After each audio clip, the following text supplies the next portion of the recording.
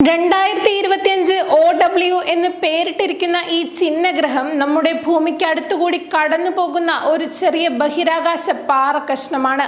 ഇതിന് ഏകദേശം 60 മീറ്റർ മാത്രമാണ് വലിപ്പം. ഇത് വളരെ ചെറുതായതുകൊണ്ട് തന്നെ നമ്മൾ സാധാരണ കേൾക്കാറുള്ള വലിയ ചിഹ്നഗ്രഹങ്ങളെ പോലെ പ്രാധാന്യം നൽകേണ്ട ഒന്നായി ഇതിനെ കണക്കാക്കിയിരുന്നില്ല. എന്നാൽ ഈ ചിഹ്നഗ്രഹം 1.5 മുതൽ 3 മിനിറ്റിനുള്ളിൽ ഒരു തവണ കറങ്ങുന്നതായാണ് പുതിയ കണ്ടെത്തൽ.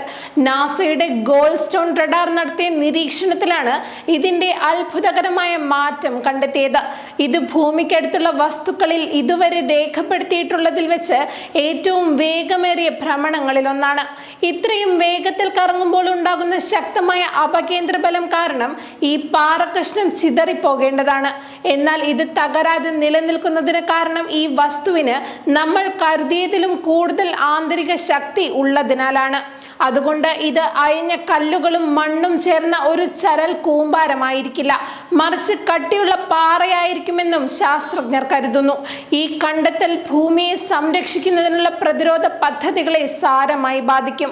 കാരണം ഇത്രയും വേഗത്തിൽ കറങ്ങുന്ന ഒന്നിനെ വഴിതിരിച്ചു വിടാൻ ശ്രമിക്കുമ്പോൾ അത് അപ്രതീക്ഷിതമായി പെരുമാറാനോ ചെറിയ കഷ്ണങ്ങളായി തെറിക്കാനോ സാധ്യതയുണ്ട്.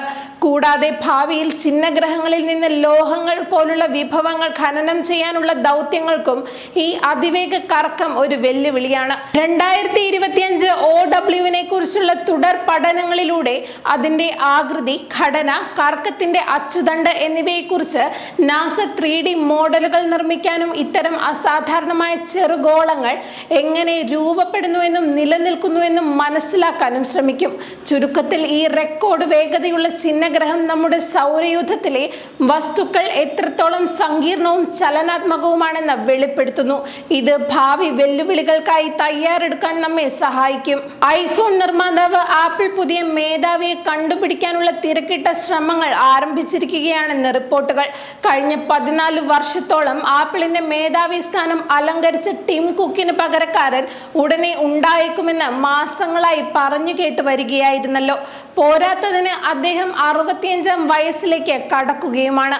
കുക്കിന് പകരം ചുമതലയേൽക്കാൻ ഏറ്റവും അധികം സാധ്യത ആപ്പിളിന്റെ hardware engineering vice president John ടെർനസിനായിരിക്കുമെന്നാണ് നിഗമനം. പ്രായം കൊണ്ടും അനുഭവ സമ്പത്ത് കൊണ്ടും ടെർനസിന് അനുകൂലമാണ് കാര്യങ്ങളെന്ന് വിവിധ റിപ്പോർട്ടുകൾ സൂചിപ്പിക്കുന്നു.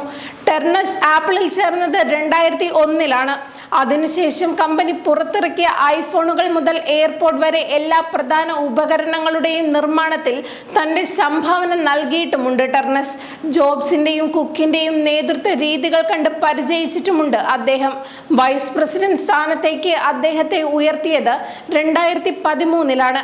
ആപ്പിൾ സ്വന്തമായി പ്രൊസസർ നിർമ്മിച്ചെടുത്തപ്പോൾ അതിൽ നിർണായകമായ പങ്കുവഹിച്ചതും ടെർനസ് ആണ്. ഇപ്പോൾ 50 വയസ്സാണ് അദ്ദേഹത്തിന്. കുക്ക് ചുമതലയേറ്റപ്പോൾ ഉണ്ടായിരുന്ന പ്രായം. ആപ്പിളിന് അടുത്ത ഒരു പതിറ്റാണ്ടിലേക്ക് വിശ്വസിക്കാവുന്ന നേതൃത്വം നൽകാൻ അദ്ദേഹത്തിന് സാധിച്ചേക്കാമെന്നാണ് ടെർനസ് തന്നെയാണ് വരേണ്ടതെന്നും കരുതുന്നവർ പറയുന്നത്. കഴിഞ്ഞ കുറച്ച് കാലമായി വേദികളിൽ ടെർനസിന്റെ മുഖം കാണിക്കാൻ ആപ്പിൾ ശ്രമിച്ചിട്ടുണ്ടെന്നുള്ളതും അദ്ദേഹത്തിന് സാധ്യത കൽപ്പിക്കുന്നവർ എടുത്തു കാണിക്കുന്നു. എന്തായാലും ഇക്കാര്യത്തെക്കുറിച്ച് മാധ്യമങ്ങളുടെ ചോദ്യങ്ങളോട് പ്രതികരിക്കാൻ ആപ്പിൾ ഇതുവരെ തയ്യാറായിട്ടില്ല.